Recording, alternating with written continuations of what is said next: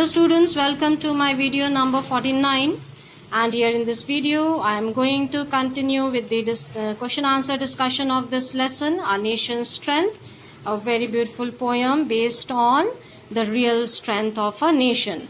So we have done that, and we have found it very much interesting and beautiful poem. But before starting question answers, I want to discuss the rhyming scheme and also the poetic devices used in the poem. So let us begin that let us begin with the rhyming scheme.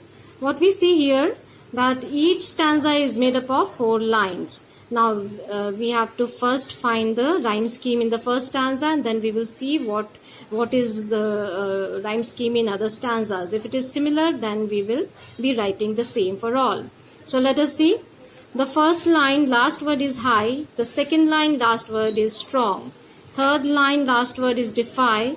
And fourth line, last word is strong. So what we see here, this high is rhyming with defy and strong is rhyming with strong.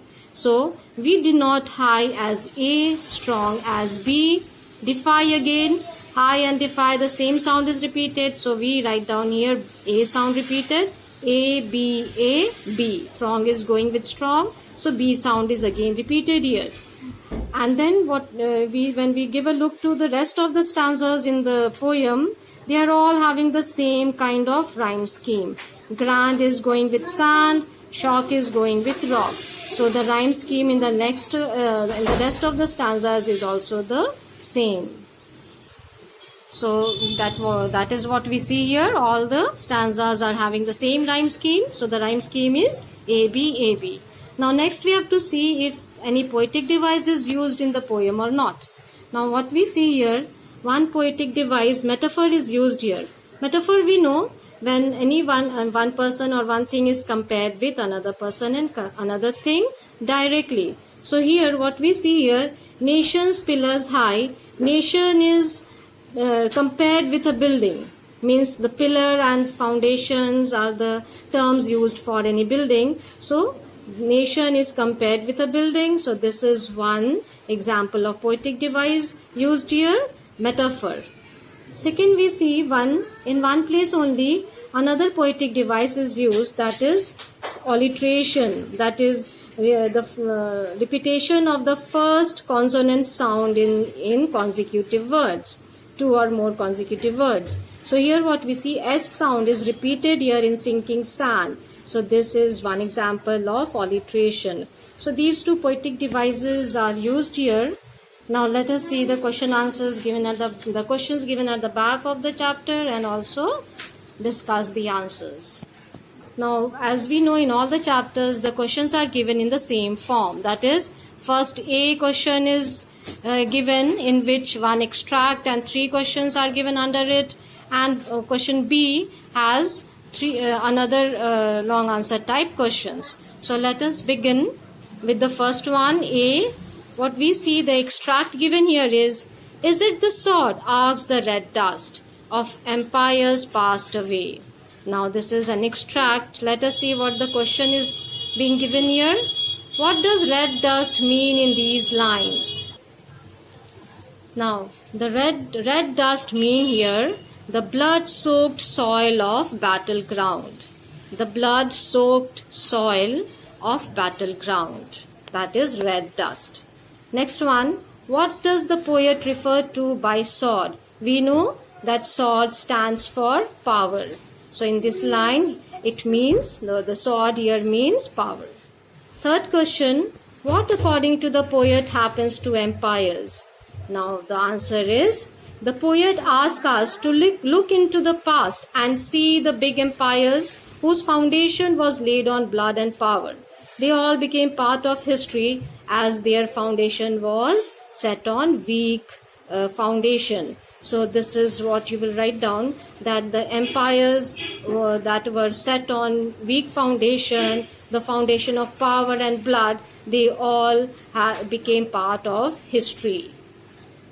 This is what you're going to write in the answers. Next one, let us see. Under question B, we have 3 questions. The first one is, how do kingdoms go down? Why? The first answer, the first question is, how do kingdoms go down? A kingdom that believed in material progress to be the real strength of the nation, such kind of kingdoms do not survive, and they just have to go down. They just have to go down. Yes, so that is how they go down. Go down means they were not able to survive, became part of history.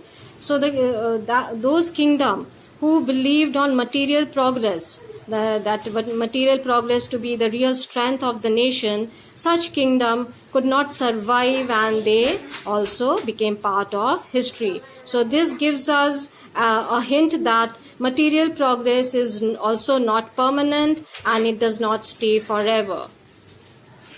The second question is, how do people make a nation strong according to the poet? Now this is where the one on which the poem is based, about the people who are making a nation strong. How do they make it? The question is. So let us see. According to the poet, the brave men who are always alert and active, who are honest and truthful, are the real strength of a nation. Now these are the men who make the pillars of their nation strong and deep rooted. So these are the qualities of the men who make a nation strong. These qualities, some more qualities we can add up, like these men who are so much honest and brave, they take the pillar deep, and they make the pillar of their nation strong, deep, and take them high in the sky. They sacrifice their sleep for the safety and security of their country, of their nation. They sacrifice their peace, their sleep. Peace here means sleep here means peace. That is their the basic necessity. The sleep also they sacrifice to provide strength, to provide safety and security to the nation. So these are the different qualities of such brave men. Next question, let us see. Do you think that people around you contribute to the nation's strength? Yes, this is something you have to think about and write down. Yes, there are many people around us who contribute to the nation's strength. So this you will be writing it yourself. You have to analyze the people that we have around us and how they are contributing to the nation's strength. If it is so, what are the qualities that they possess? This you will be writing at least about 4 such people. 4 such people you will be writing the qualities that they possess. Those who all are around us in one or the other way, they contribute to the nation's strength. So this I think you can easily make out. The doctors, the policemen, the teachers, these people, the traffic police, all these people are actually contributing to the nation's strength. So you will be making out who that particular person is and write the qualities that he or she possess. So this you're going to write down. Now next what we see here in appreciate, read to appreciate, we see that the meaning of metaphor is given, and we are asked to find 5 more metaphors from the poem. So I will be giving you 2 metaphors that are there in the poem. 3 more you will have to locate yourself in the poem.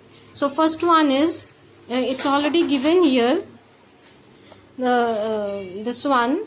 First one is given here, the people as its pillar. That first one, building, is an example of metaphor here. Rest, let us see 2 more I will give you. One is here, it is not gold. Gold here we know is used in place of wealth. That to the wealth the wealth or resources that the nation possess. So this is a metaphor used here. And next you can write down the sword. Sword is used in place of power. So these are the 2 examples of a metaphor that you will write in your copies. And rest 3 you will write it yourself. So this much for now. We will see you in the next video. Till then, take care and God bless you all.